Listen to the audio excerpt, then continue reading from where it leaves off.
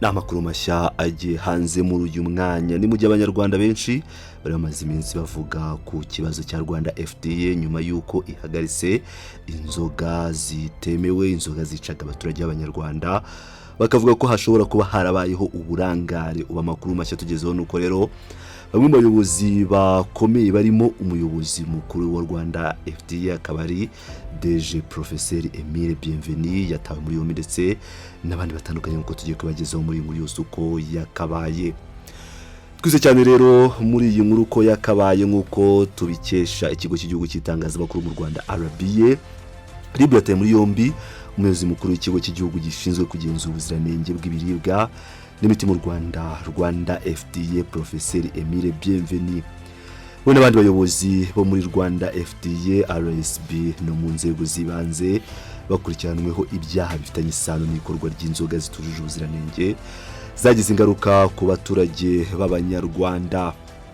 Iyi ni inkuru ije abanyarwanda benshi basa nkaho bayitegereje, tugendeye ku bitekerezo bitandukanye abanyarwanda bagiye batanga ku mbuga nkoranyambaga nyuma yitabwa muri yombi ry'abayobozi batandukanye barimo umuyobozi wa Ingufu Gin Limited Kazungu ndetse n'abagenzi be.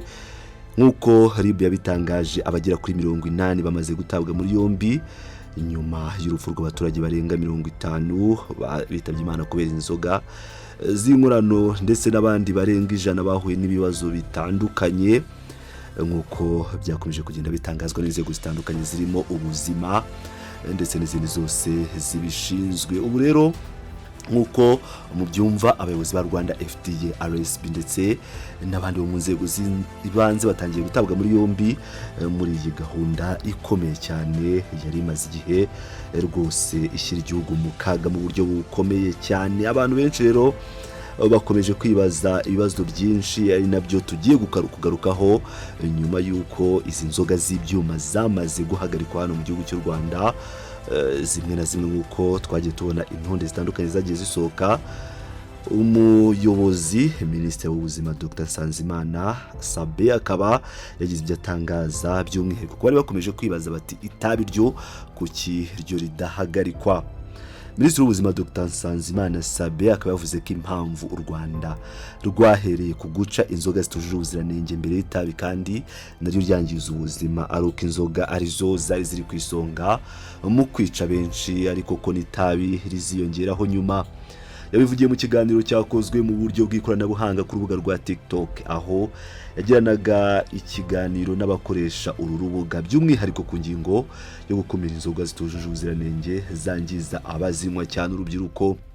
Dr Sabe Nsanzimana yagaragaje ko mu Rwanda inzoga zari ziri ku rwego zibangamiye imibereho rusange y'abaturage n'iterambere ry'igihugu. Ati tumaze igihe inzego z'igihugu zisuzuma ibintu byatuma u Rwanda rudateye imbere, bitari amasasu gusa mwumva nko mu bindi bihugu duturanye. Inzoga rero zaje ku rwego rwa mbere mu bibangamira umutekano w'ejo hazaza. Ubwo yarabajijwe impamvu u Rwanda rwashyize ingufu nyinshi mu gukumira inzoga zitujuje ubuziranenge gusa kandi itabi naryo risanzwe rizwiho kwangiza cyane ubuzima, yasobanuye icyagendeweho. Ati imibare itwereka ko abanyarwanda banywa itabi bagabanutse bava kuri 13% bajya kuri 7% kubera ingamba zashyizweho mbere. Abanywa inzoga bo ntabwo ari bake kuko umugabo umwe muri 2 arazinywa ndetse n'umugore umwe muri 3 arazinywa. Biragenda byiyongera kandi noneho zajemo inzoga za alcohol ya 40% no kuzamura. Dr Nsanzimana yongeyeho kubu iki gihugu cyahereyeho mu kurwanya ari inzoga zitemewe kuko arizo zari ikibazo cyane, ariko ko mu gihe kiri imbere n'itabi naryo rishobora kurebwa kuko ingaruka mbi zigira ku buzima ntaho zagiye. Ati itabi naryo igihe cyaryo ntabwo kizatinda. Ubu twahereye ku gukemura icyari gikomeye kiri kwica abantu, ariko ubwo n'itabi naryo turifite ku murongo nubwo ryo ryari riri kugabanuka mu buryo bugaragara. ngira ngo rero muri kumva ibyatangajwe na Minisitiri w'Ubuzima Sabin Nsanzimana mu gihe turi kuvuga kuri Rwanda FDA ndetse na RSB ndetse n'izindi nzego zitandukanye abayobozi bazo batangiye gutabwa muri yombi. Ngira ngo murabizi ko abaturarwanda ndetse n'abandi banyamakuru ndetse n'abasesenguzi benshi bakomeje kugaragaza ko Rwanda FDA ndetse n'izi nzego zagize uburangare cyangwa hakaba harimo na za ruswa, nubwo hatarasobanurwa neza icyo aba bagabo bashinjwa. Ariko mu by'ukuri abantu benshi bakomeje kwibaza uburyo inganda nk'uruganda rwa Ingufu Junior Limited ndetse n'izindi zimara imyaka 10 zikora ibintu byica abaturage, ibyo bintu bitazwi cyangwa bidakurikiranwa. Ntabwo ikibazo cyaje ku nzoga zo mu Rwanda gusa, ahubwo ikibazo ubu gikomeye noneho gihari n'inzoga zituruka hanze zahagaritswe. Ubu ibyo bihugu byatangiye gusohora amatangazo nk'uko ku munsi w'ejo amakuru yatugezeho atangaza ko Kenya itemera ko inzoga zayo zaciye mu Rwanda zitujuje ubuziranenge. Ibi byo byagenze bite? Ikigo cya Kenya gishinzwe ubuziranenge, Kenya Bureau of Standards KBS, cyatangaje ko inzoga 5 zikoreshwa muri Kenya zahagaritswe by'agateganyo ku isoko ry'u Rwanda zujuje ibisabwa mu bijyanye n'ubuziranenge. KBS yavuze ko igenzura rishya ndetse n'ibizamini byakorewe muri laboratoire byagaragaje ko izo nzoga zujuje amabwiriza y'ubuziranenge akoreshwa muri Kenya no mu muryango wa Afurika y'Iburasirazuba EAC.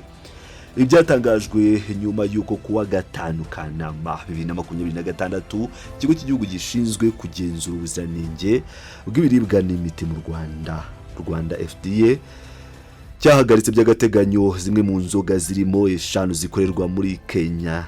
Iki kigo cya KBS yavuze ko izo nzoga zakorewe igenzura rikomeye ririmo kureba niba zujuje ubuziranenge, kugenzura aho zikorerwa, uko zicuruzwa ndetse no kuzipima muri laboratoire. Yagize iti KBS irashaka guhumuriza abaguzi, abafatanyabikorwa mu bucuruzi n'abaturage muri rusange ko inzoga 5 ziherutse guhagarikwa na Rwanda FDA zakorewe igenzura rikomeye kandi zagaragaje ko zujuje ubuziranenge bwa Kenya n'ubwa Afurika y'Iburasirazuba. Izo nzoga ni Kenya King Gin na Safari Gin zikorwa na London Distillers Kenya Limited, Avalon na Sweet Berry Potable Spirits zikorwa na Zeng Hong K Limited ndetse na GBC Gin ikorwa na Kenya Breweries Limited. KBS yavuze ko izo nzoga zifite ibimenyetso byemewe n'ubuziranenge kandi zikomeje kuzuza ibisabwa mu bijyanye n'umutekano, ubuziranenge ndetse n'amakuru ashyirwa ku bipfunyika byazo. Nyuma y'icyemezo cya Rwanda FDA, KBS yatangaje ko yahise itangiza isuzuma ryimbitse ry'inyandiko rigaragaza uko izo nzoga zahawe ibyemezo by'ubuziranenge, raporo zigenzura uburyo zikorerwa ndetse n'ibyavuye mu bizamini bya laboratoire. Iryo suzuma ryanahuje abahagarariye inganda zikora izo nganda, ishyirahamwe ry'abakora ibicuruzwa muri Kenya, inzego z'ubuziranenge zo mu bihugu bya EAC byarebwaga n'iki kibazo ndetse na komite ya EAC ishinzwe kugenzura ubuziranenge no gupima ibicuruzwa.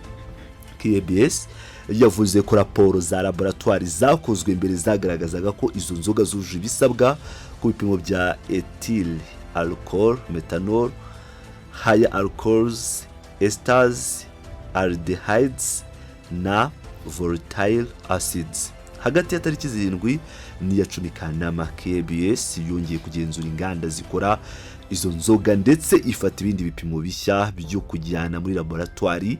Igenzura ryarebye uburyo bwo gukora, kugenzura ubuziranenge, isuku, uburyo bwo gupfunyika n'amakuru ashyirwa ku bicuruzwa. KBS yavuze ko ibizamini bishya nabyo byemeje ko izo nzoga uko ari 5 zuje ibisabwa ku rugero rwa alcohol, methanol n'ibindi bipimo bijyanye n'umutekano n'ubuziranenge. Iki kigo cyatangaje ko kiri mu biganiro na Rwanda FDA ndetse n'izindi nzego zo mu karere kugira ngo hamenyekane impamvu nyamukuru zatumye izo nzoga zihagarikwa by'agateganyo. KBS yagize iti turimo kuvugana na Rwanda FDA ndetse n'izindi nzego zo mu karere kugira ngo tumenye ishingiro ry'ihagarikwa ry'agateganyo kandi haboneka igisubizo cya tekinike binyuze mu buryo bwashyizweho n'umuryango wa Afurika y'Uburasirazuba KBS yavuze ko izakomeza gukorana n'inzego zo mu karere mu gushaka igisubizo kuri iki kibazo, ari nako hirindwa ko umutekano w'abaguzi uhungabana ndetse n'icyizere ku bicuruzwa byo muri Kenya kigakomeza kubungabungwa. ngira ngo rero murabyumviye neza cyane ibijyanye n'aho amakuru ageze magingo aya bijyanye no guhagarika ibi binyobwa by'ibyuma mu Rwanda tuvuga ko ari ibyuma. Amakuru rero akaba akomeje kugenda ajya hanze, ubwo turagenda dukurikirana ibijyanye n'itabwa muri yombi ry'uyu Professor Emile Bienvenu wari DG wa Rwanda FDA ndetse n'abandi bayobozi ba RSB Rwanda Standard Board ndetse n'izindi nzego zibanze, nk'uko amakuru arakomeza kugenda ajya hanze. Mukomeze mane nanjye nahamukanya izi nkunda komeza kugenda nzibakurikiranira 5 kuri 5 ndabakunda.